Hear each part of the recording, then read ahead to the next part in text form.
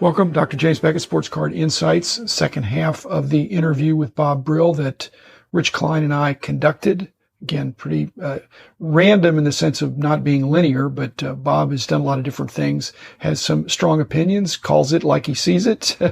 And Rich and I enjoyed spending time with Bob.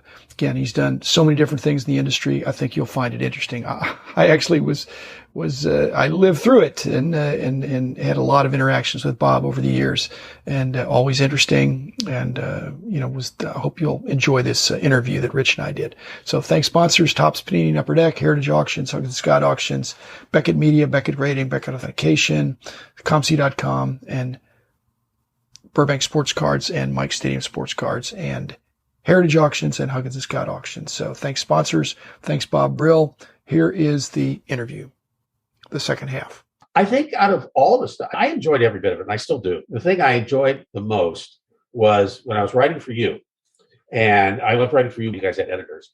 I wrote a column for you just when it started to go online, and we did this thing called the Great Buy Sell Experiment. We took $5 and we opened a $5 pack. I was Stadium Club or something at the time, and we got a regular Derek Jeter card. And the idea was to see how long it would take if we could get there, that $5 purchase, and turn that into $10,000. So we sold that card. I took the money, reinvested it, and it had to be stuff that was involved in the trade. In other words, I couldn't add any extra money. And we ended up trading up to $10,000 in exactly 104 weeks. It took us 2 years to do it. We had so many cool transactions. A lot of it, some of it, was people would come in with a collection, and we had maybe $800. And a guy said his dad died. He didn't want the card sets that his dad collected for him. So he came in and I offered him X amount of dollars. I think I offered him $350. He said, no, that's not enough. He went and shopped it around, came back 2 days later and said, I'll take the $350. So then we turned that into probably about $1,200. And then we would do that and reinvest it all the time. The experiment was face-to-face and it was in your shop? So what eBay? You weren't flipping on eBay. We did sell some things on eBay, but not very much. Most of it was in the store. And there were certain things that I couldn't sell in the store that I picked up in these collections that we'd throw on eBay. Nowadays, that's the rage. These young guys go into a show and with successive flipping in the course of a weekend, I don't know, they're going from 5 to 10,000, but they're parlaying, consistently trading up.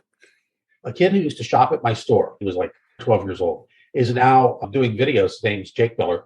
And with videos, he's going to doing these major trades, 10,000, 12,000, 3,000 cash. And he was at the National. I just watched the one for the National. But Jake started at my store, he and his dad. I heard from his dad, Paul, just the other day and told me about Jake. And, well, this is cool. The other good thing that really happened at my store, if we caught a kid stealing, we'd call the cops. I had no problem. But in Ventura PD, because we were in Ventura, California, had a really good system. They would come out, they'd sit the kid down, we'd call the parents out, and the parent would come. And the kid usually wouldn't steal again. Well, I had one kid who lived right around the corner from the store. I said his mom didn't answer the phone.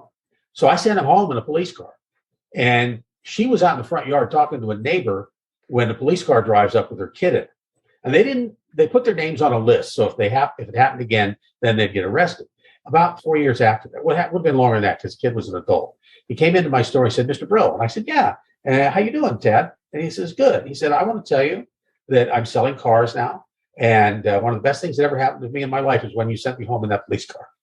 And I was like, wow, it turned the kid around. And during the Pokemon days, we had a lot because we were known as the easiest store to steal from. But we were making so much money, it didn't really matter at that point. It was just nuts, absolutely crazy. I've never seen anything like it. And now we get the hobby today. It's just, you ask what I'm doing. I'm working in radio. I'm a newscaster at KNX 1070. I work 4 days a week there. I write my baseball column, which I know Rich follows, called Baseball of the 1960s. I write that every week, which is my favorite era, and I think the best era in the last 100 years of baseball, and for a lot of reasons. And I broker collections. I'm brokering a collection now, and I'll cover the West Coast for Huggins and Scott Auctions. I'll get collections consigned from them. Usually they'll give me a lead, and I'll go check it out, and then we'll arrange to have it taken, or if they don't want, they go somewhere else. I do a podcast with former NFL quarterback Eric Kramer. We do a weekly fantasy football podcast on that. And I'm writing. I love baseball. Of course, I have the largest Bill Mazeroski collection in the world. I have no doubt. I have some of the most oddball stuff, and I have every mainstream Maz card in a PSA 8 there is. I still am liquidating a lot of stuff from my store, as well as brokering collections here and there. I'm still involved in the hobby, not quite like I was. Bob, I want to thank you and frustrate you at the same time for the one time I went to your store when I was on a show trip. Bob sent me home at night on the Pacific Coast Highway, which is an interesting enough place to drive when it's light and you can actually see what you're doing. Yeah, the road just goes like this, and there's no guardrails in most of it. I thought you'd go partially PCH and then get off in Lompoc or something and drive up the 101. Not my fault you stayed on the PCH. I listened to what you told me. It was really a fascinating experience. And then all of a sudden you get to a 6-lane part of it. I'm glad you made it. Let's put it that way. Yes. As a fellow heart attack survivor, how do you want to be remembered in the hobby 20 years from now? You've done a lot of interesting things. So they're not your epitaph, but Rich and I have had a lot of reminiscences about people that have been contributors to our industry. You've done a lot of different things. What do you think you're going to be best remembered for? It's funny because at UPI especially, I was always asking the obit question because I was in charge of the obit files actually. And believe it or not, I love doing the obituaries, and I do that at KNX quite a bit too. So I love doing the production, the music, and their clips from their Hollywood careers and stuff. So it's funny that you should turn the tables on me. Okay, I think I probably want to be remembered as someone who's fair, someone who brought something else to the hobby that wasn't there, like with the Brill report, some hardcore reporting, and also someone who really tried to clean up the garbage in our industry, because there's bad stuff. This is a great industry. I love this industry. I've had more fun in this industry, and I enjoyed this more than any other part of working, if you call this work, in my life. But there's also a very bad element that's been there, and it's called greed.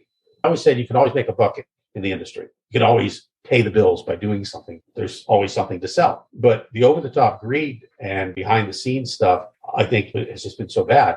But I think I want to be remembered as somebody who tried to clean that up, and we spotlighted that stuff in the Brill report, which nobody ever did before, because no other publication would say anything bad because they were advertising dependent. And I wasn't. I was subscription-based. And you would want to be either the commissioner of the hobby or the czar of the hobby. What would you want to be? Yeah, I think commissioner would be good. I'll take that. How would you clean up today? Do you think things are better now than they were, but they're not perfect? What would you do today you're the commissioner? Jerry Meyer said it best. He said the industry, the card companies, Major League Baseball in particular, has to decide whether it wants to make collectibles or if it wants to be a retail program that's broad-based and reach kids all over the world.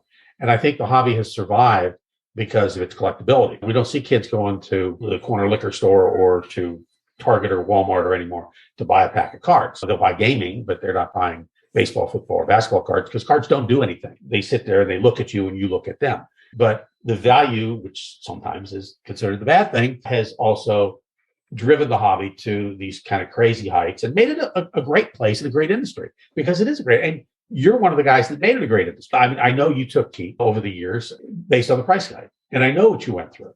And it was ridiculous that people would accuse you of things that you weren't doing. I think you legitimized the hobby into a new era. You helped legitimize it into a business. That was a good thing because it had to survive as a business. I don't think it would ever have reached the heights that it has strictly as a hobby.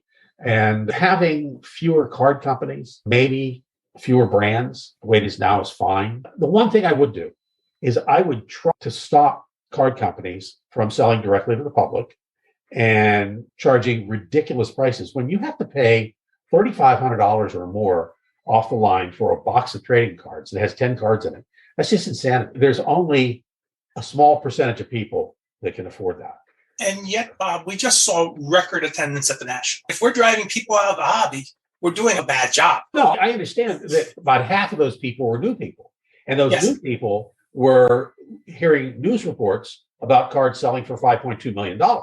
Or the Uncle Jimmy collection, or some of the other collections where people were getting mainstream news, very little bit of it and snippets of it, but that's reaching people, and they're driven by crazy numbers. But can they afford it? Almost all the showcases there, and you're looking at cards that are $10,000, $12,000, $15,000 of new players. A guy like Zion, come on, you spend $800,000 on a Zion card, and first game next season he breaks his ankle. Where's your $800,000 now? Yeah, totally. But yet, Jim can tell you, I can tell you, we spent a lot of time and there was a lot of competition at the discount boxes. So there's a lot of people out there. Yes, they're interested because they hear the big thing and then they say, let me make this affordable. There are, as you said, your friend Jake, who travels the country and does that trading up, which is wonderful. And if he's utilizing his knowledge of newer cards to buy older cards, that's even better. I don't care if he's trying to do a 57 set. If he's just buying the superstars at 57, I'm okay with that. Getting into vintage that way. I know there's a nice kid named Nolan who does that. Another kid I met at Content Creator Dinner who does the same thing. Hey, Rich, Jake Miller came to our dinner. Cool. Yes. He's a good kid. And I can still see him at the Pack Wars counter with his dad. We don't want these cheap cards. And that was something, the quality of the people at Jim's dinner. And a lot of them, they're looking for new ways to do things. Right. And new ways to do things. I'm a dinosaur, and I admit that. But you're a dinosaur. Jim's a bit of a dinosaur. But we're always rooting for people to do new things to advance. The hobby always has evolved. I think it was Tony Loicono once said the hobby will always find a way to survive, whether it's change or whether it's the history. People ask me all the time, what's selling? What's good? What should I buy? And I always tell them, I say, look, the best thing to buy is vintage stuff because it's a limited amount, not making any more. You buy new stuff because you enjoy it. And that was always my pitch to people. Buy what you like, because if you like it and it becomes worthless, you probably got 10 of them and you enjoy it. And if it becomes worth something, you probably have 10 of them. You can sell 9 of them and actually profit by it. That was always my pitch to people, is to buy what you like. And if it works out, if it doesn't, who cares? Where do you consider yourself in the realm of this hobby? How would you like to be remembered? I've tried to do the right thing, but really blessed to be catching a wave. Had a great team. A lot of things fell into place. The tools, the people, the sports. I look back and I think one of the biggest events in our corporate history was the baseball strike. And that was just a giant negative. It really took a lot of wind out of our sails, but it made us as a company have to get more serious about, we were up to that point, we just were growing. And then all of a sudden, wait a minute, we're dependent on the sport. And there were so many licensees. It was so complicated. I don't say I was too busy working to hear the criticism. The criticism was a minority. And basically, if people want to criticize the podcast, if they say, you've done a few podcasts, I really don't like them. I'm thinking, well, I've done several hundred now. So if you don't like a few, that seems like a pretty good batting average. But I don't even get that. People, they always like the ones with Rich on. So that's not an issue. But it's just, there's naysayers sometimes. And it's a small minority. And the social media makes that easier. But I look at the things you've done. You've put a lot of irons in the fire. And most of them have worked and have worked for a while. But most things don't work forever. I've now been out of it of the full time. I sold the company 16 and a half years ago. Wow. So there ought to be a statute of limitations on hostility. And there probably is. So now I'm just the old guy that goes around and has fun and getting a lot of energy out of these young guys. I'm never going to have a store. You're brave to do that. I don't have the personality to do that, but going to a few shows, doing some of these dinners. Rich has been great to work with as a compatriot. Life is good. The hobby's never been more on fire. Right. I just hope it's a healthy fire and not something that's going to burn a lot of people.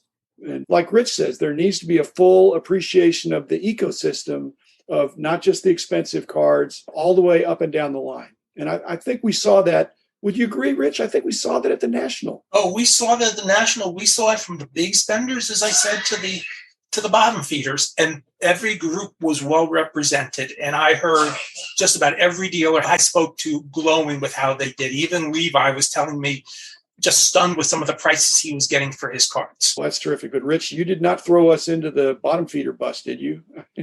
Because I think if we're doing dollar boxes, to me, that's middle of the road. Basically, there's some good cards in there. No, I was very happy with where we spent most of our time.